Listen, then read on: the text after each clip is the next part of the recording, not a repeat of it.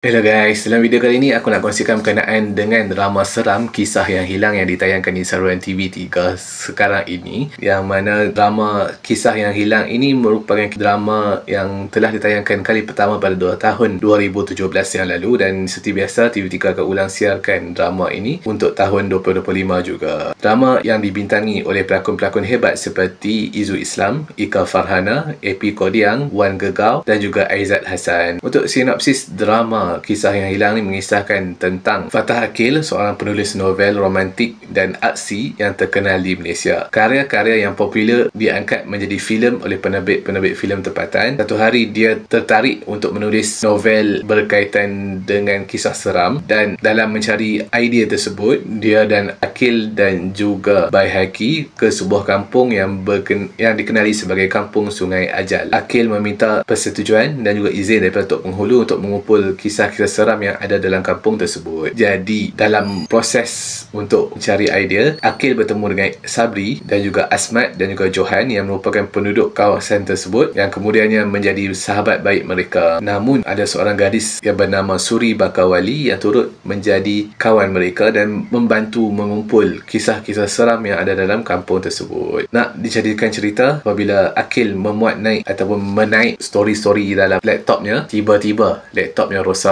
dan Suri menggantikannya dengan sebuah mesin type lama milik datuknya. Dan lebih menyeramkan apabila yang ditulis oleh Akil di mesin type tersebut menjadi nyata satu persatu. Jadi persoalannya, apakah kisah misteri yang ditulis oleh Akil dan siapakah Suri yang sebenarnya, dan apakah alat mesin type yang diberikan kepada Akil dalam menulis kisah-kisah seram sehingga kan ia menjadi kisah yang nyata. Jadi untuk drama Kisah Yang Hilang ini, korang kena tengok semula di saluran TV3 yang ditayangkan di Selat Samarinda. Dan pasti kalau korang belum tengok, korang akan rasa kelainan. Dan kalau korang sudah tengok, korang pasti akan refresh balik cerita ni, memandangkan korang tak boleh tengok secara online. Dan gunakan peluang yang ada di saluran TV3 ini untuk menonton semula drama Kisah Yang Hilang ini. Jadi untuk fans-fans drama, jangan lupa untuk like, share dan subscribe channel ini untuk update terkini berkaitan dengan drama-drama Melayu yang akan aku update dari semasa ke semasa. Tolong like, share dan subscribe tau. Terima kasih.